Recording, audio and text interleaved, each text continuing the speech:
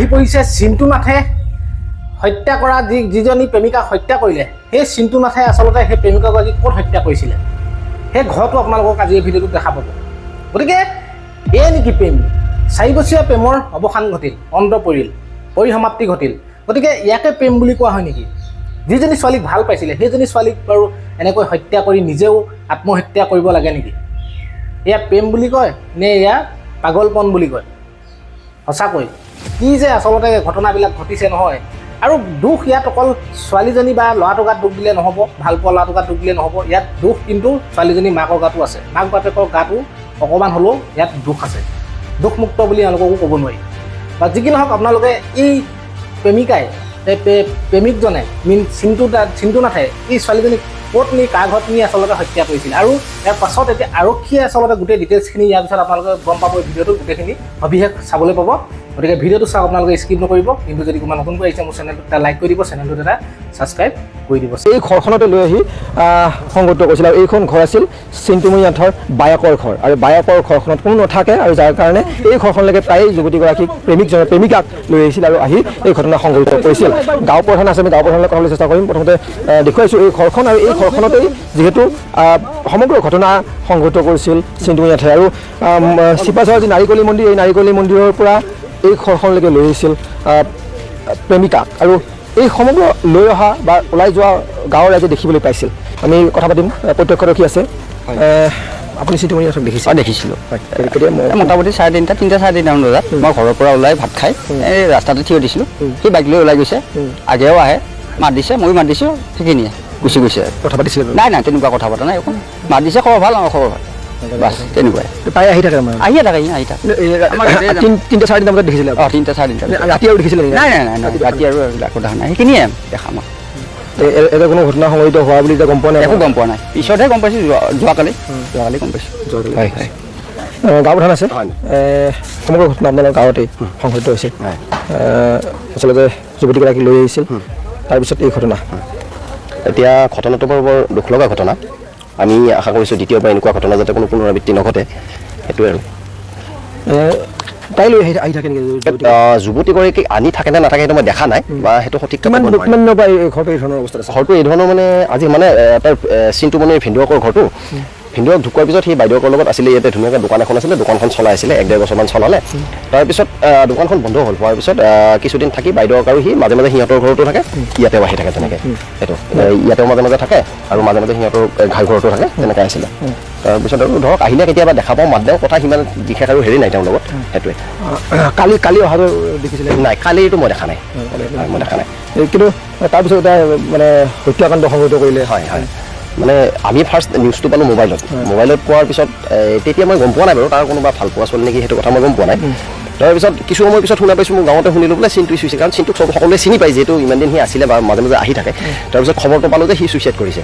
তাৰপিছত তেনেকৈ কথাটো গম পালোঁ বোলে তাৰ ভাল পোৱা ছোৱালী আছিলে এনেকৈ তাৰপিছত সন্ধিয়া আকৌ আমাৰ SP ছাৰত গোটেই পুলিচ প্ৰশাসন আহিছে আপুনি গাঁও প্ৰধান হিচাপে আহিছিলে হয় মই আছোঁ কি পাইছে ইয়াতে কি মানে এতিয়া বাকীখিনি তেওঁ কিন্তু প্ৰসাদ পাইছে মন্দিৰৰ প্ৰসাদ পাইছে এই সেইটো পাৰে পাইছে মন্দিৰৰ প্ৰসাদ আৰু তেওঁলোকে কিবা কিবি চাই আছে গোটেইখিনি মই মানে ভালকৈ ধৰিব পৰা নাই তেওঁলোকে কি বিচাৰিছে বা কি এনেই কিন্তু ভালকৈ চাইছে আৰু গোটেইখিনি তথ্য পাইছে গোটেইখিনি হয়তো তেওঁলোকে পাইছে নিশ্চয় যুৱতীগৰাকীৰ মোবাইলৰ চেণ্ডেলটো এতিয়াও পোৱা নাই সেইটো কথা কালি কৈ আছে মোবাইলটো পোৱা নাই আৰু কিবা পোৱা নাই সেইটো এতিয়া গম নাপাম সেইটো পুলিচে গম পাব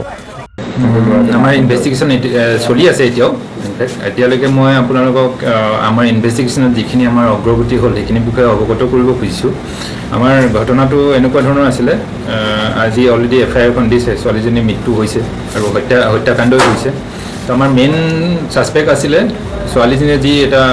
প্ৰেমৰ সম্পৰ্কত আছিল যিজন ল'ৰা তেওঁৰ ওপৰতে মেইন আমাৰ সন্দেহটো আছিলে দুৰ্ভাগ্যবশতভাৱে আজি ল'ৰাজন ছুইচাইড কৰিছে আজি দুপৰীয়া ডেড বডিটো পোৱা গৈছে আমাৰ তদন্তত এনেকুৱা পোৱা হ'লগৈ আমি যি কিছুমান চাৰ্কামষ্টেঞ্চিয়েল এভিডেঞ্চ পাইছোঁ তাৰ পৰা প্ৰমাণ হৈছে যে ল'ৰাজনৰ ইনভলভমেণ্ট আছে তো প্ৰথমতে আমি মোবাইলৰ লোকেশ্যনখিনি গোটেইখিনি চেক কৰা হৈছিলে ছোৱালীজনীৰ মোবাইলৰ লোকেশ্যন আৰু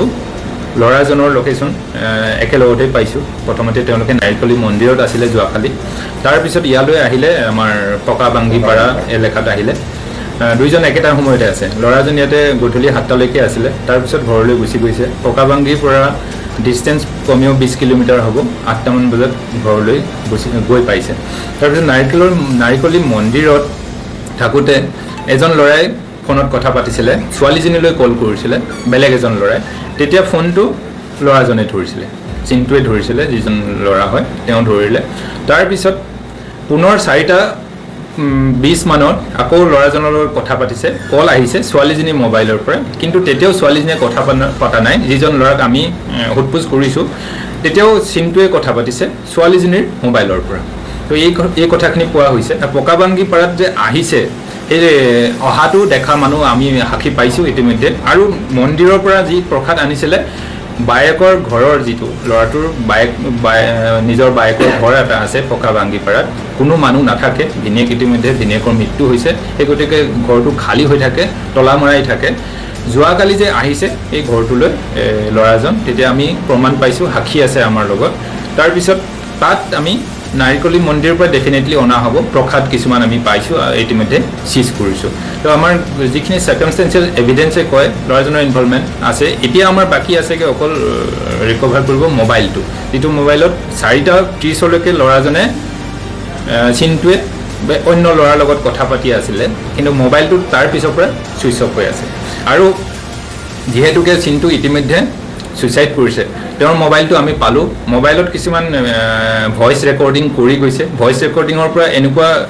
কৈ গৈছে যে তেওঁলোকৰ এই ছোৱালীজনীৰ লগত সম্পৰ্ক ইতিমধ্যে তেওঁৰ বেয়া হৈছিলে।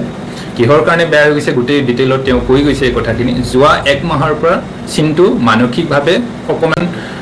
অস্থিৰ হৈ আছিলে, মানুহজন সুস্থিৰ নাছিলে, এই কথাখিনি নিজেই কৈ গৈছে। আৰু যোৱা 1 মাহৰ পৰা ভাত খাব পৰা নাছিলে, মদ্যপান কৰি আছিলে, এই কথাবোৰ তেনেকুৱা ধৰণৰ কৈ গৈছে। সেইকাৰণে আৰু এটা কথা কৈ গ'ল আচৰিত ধৰণে, কি মোৰ সংসাৰখন ইতিমধ্যে মোৰ জীৱনটো ধ্বংস হৈ গ'ল, এনেকুৱা ধৰণৰ কিছুমান কথা কৈ গৈছে। সেইটো কাৰণে আমি সন্দেহ হৈছে যে, সন্দেহ নহয় আচলতে চাৰ্কামষ্টেঞ্চিয়েল এভিডেঞ্চে কয় যে ল'ৰাজন ইনভলভ আছে এই ক্ষেত্ৰত। সকলো আমি 2টা বস্তু এতিয়া ৰিকভাৰ কৰিবলৈ বাকী আছে, সেই মোবাইলটো আৰু 2 এপত ছোৱালীজনীৰ বস্তু, মানি বেগ আৰু চেণ্ডেলযোৰ পোৱা নাই। তো কাইলৈ আমাৰ এফৰ্ট থাকিব এইটো ৰিকভাৰ কৰাৰ কাৰণে। জড়িত হোৱাৰ কোনো তেনেকুৱা তথ্য এতিয়ালৈকে পোৱা নাই আৰু থাকিব নালাগে। আমাৰ যিমানখিনি আমাৰ এভিডেঞ্চ আমি কালেক্ট কৰিছোঁ এতিয়ালৈকে, সিমানখিনিৰ পৰা অকলে আছে যেন আমাৰ অনুমান হৈ আছে। মটৰচাইকেলত অকলে আছে বুলি আমাৰ এতিয়ালৈকে আমি তথ্য, আমাৰ যিমানখিনি এভিডেঞ্চ কালেক্ট কৰিছোঁ অকলে আছে। মটিভটো ছোৱালীজনীৰ লগত খুব ভাল পোৱা সম্পৰ্ক এটা আছিলে, আৰু বিয়া হোৱাৰ পৰ্যায়লৈকে দুজন ইতিমধ্যে ডিচিশ্যন লৈছিল দুয়োখন ঘৰে বিয়া হোৱাৰ কাৰণে। ছোৱালীজনীৰ তাৰ সন্দেহ হ'ল চাগে ছোৱালীজনীৰ অন্য ল'ৰাৰ লগতো খুব বেছি সম্পৰ্ক আছিলে। আৰু যিজন ল'ৰাৰ কথা কৈ আছোঁ, অন্য এজনৰ লগত ছোৱালীজনীৰ মোবাইলৰ পৰা যিহেতুকে কথা পাতি আছিলে এই চিনটোৱে, তো এই ল'ৰাজনৰ লগতো এই কথাখিনি আলোচনা কৰিছে। এনেকুৱা ধৰণে মোক ঠগিলে ছোৱালীজনীয়ে, মোৰ সংসাৰখন মানে মোৰ জীৱনটো ধ্বংস কৰিলে, এনেকুৱা ধৰণৰ কথা উল্লেখ কৰি গৈছে। আমি সোধপোছ কৰি আছোঁ। তেওঁৰ লগতো তেনেকুৱা এটা ৰিলেশ্যন হৈছিল ছোৱালীজনীৰ, তো এই কথাখিনি তেওঁলোকৰ ডিছকাশ্যন কৰি গৈছে কেনেকুৱা কি। আৰু যোৱাকালিৰ গোটেই কথাখিনি সেইজনৰ কথাও এই ভইচ ৰেকৰ্ডিঙত কৈ গৈছে তেওঁ। তো এইখিনি তথ্য অকণমান আৰু অলপ ভেৰিফাই কৰিবলগীয়া আছে আমাৰ ফালৰ পৰা, কিন্তু যিখিনি কৈছোঁ আপোনালোকক যে চাৰ্কামষ্টেঞ্চিয়েল যিখিনি এভিডেঞ্চ আছে তেওঁৰ ইনভলভমেণ্টটো পোৱা গৈছে। তেনেকুৱা এতিয়ালৈকে ক'ব পৰা নাই। মেডিকেল ৰিপৰ্টটো যিহেতুকে আমি এতিয়াও পোৱা নাই, মেডিকেল ৰিপৰ্টটো পোৱাৰ পিছতে আমি পাম। কিন্তু প্ৰিলিমিনাৰী যি এনকুৱেজ কৰে, মেজিষ্ট্ৰেটেও এনকুৱেজ কৰিছিলে, মেজিষ্ট্ৰেটকো সোধপোছ কৰিছোঁ, তেনেকুৱা কোনো মানে চিমটম বা এভিডেঞ্চ পোৱা নাই।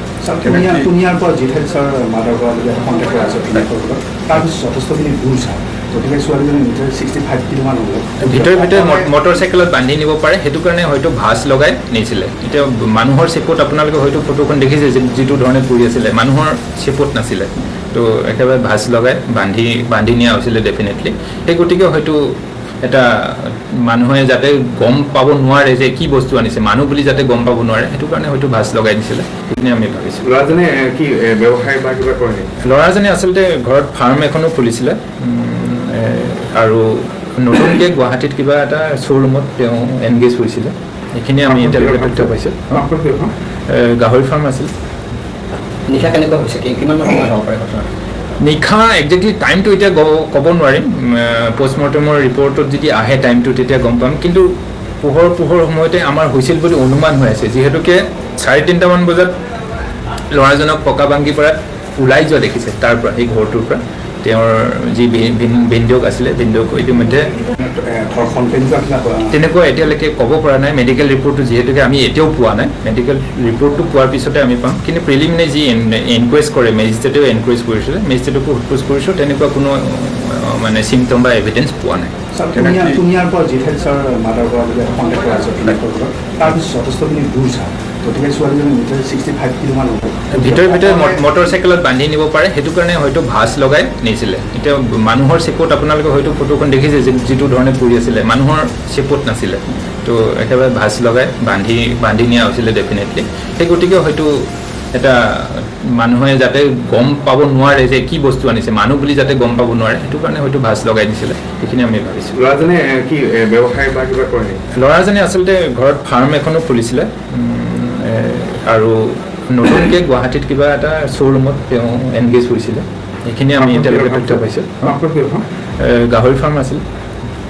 নিশা কেনেকুৱা হৈছে কিমান সময় হ'ব পাৰে ঘটনা নিশা একজেক্টলি টাইমটো এতিয়া ক'ব নোৱাৰিম পষ্টমৰ্টেমৰ ৰিপৰ্টত যদি আহে টাইমটো তেতিয়া গম পাম কিন্তু পোহৰ সময়তে আমাৰ হৈছিল বুলি অনুমান হৈ আছে যিহেতুকে 3:30মান বজাত ল'ৰাজনক পকাবাংগীৰ পৰা ওলাই যোৱা দেখিছে তাৰ পৰা সেই ঘৰটোৰ পৰা তেওঁৰ যি ভিনদেউক আছিলে ভিনদেউক ইতিমধ্যে মৃত্যু হৈছে সেই ঘৰটোৰ পৰা যিহেতুকে মানুহ কোনো নাথাকে সেই ঘৰটোত হত্যা কি ব্যৱহাৰ কৰিছে হত্যাত এতিয়া কি ব্যৱহাৰ হৈছিলে সঠিকভাৱে ক'ব পৰা নাযায় কিন্তু ষ্ট্ৰেংগুলেশ্যন মাৰ্ক এটা পোৱা গৈছে আমাৰ সন্দেহ হৈ আছে ৰছীৰ দ্বাৰা হয়তো তেওঁক হেৰি কৰা হৈছিলে সেই বস্তুখিনিও আমি বিচাৰি আছোঁ 2-এটা ৰছীৰ টুকুৰা আমি পাইছোঁ সেইখিনি কনফাৰ্মেশ্যনৰ কাৰণে আমি হয়তো FSL পঠিয়াব লাগিব সেইখিনি আমি কৰিবলৈ পাইছোঁ স্কুলৰ কথা ক'লে তেওঁ নিজে আজি নিজে ৰেকৰ্ড কৰিছে 10:30 বজাৰ পৰা 11টামান বজালৈকে 8টামান ভইচ ৰেকৰ্ডিং কৰি গৈছে গোটেই কথাখিনি হিষ্ট্ৰী হিচাপে কৈ গৈছে কি হৈছিলে কি কয় এই কথা এইখিনি মানে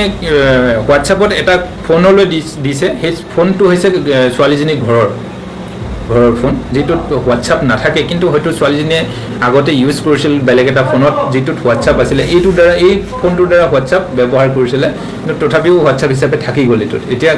ৰিচিভ নহয় এইটো ফোনত সৰু মোবাইলৰ কাৰণে নিশা 3:30 বজাত দেখিছিল নিশা নহয় দুপৰীয়া দেখিছিলে সেইটো কাৰণে দুপৰীয়া ভাগতে হয়তো হত্যাকাণ্ডটো হৈছে বুলি আমি ভাবি আছোঁ আৰু যিহেতুকে ল'ৰাজন ইয়াৰ পৰা 7টা বজাত গুচি গৈছে দিনৰ ভাগতে হত্যাকাণ্ডটো কৰি ঘৰতে ৰাখি থৈছিল ঘৰতে ডেফিনেটলি তেনেকুৱা ধৰণৰ সন্দেহ কৰা তো 7টামান বজাত থৈ মেলি গুচি যাব পাৰে তেনেকুৱা আন্ধাৰ হোৱাৰ লগে লগে আৰু 6:30 পৰাতো আন্ধাৰ হৈ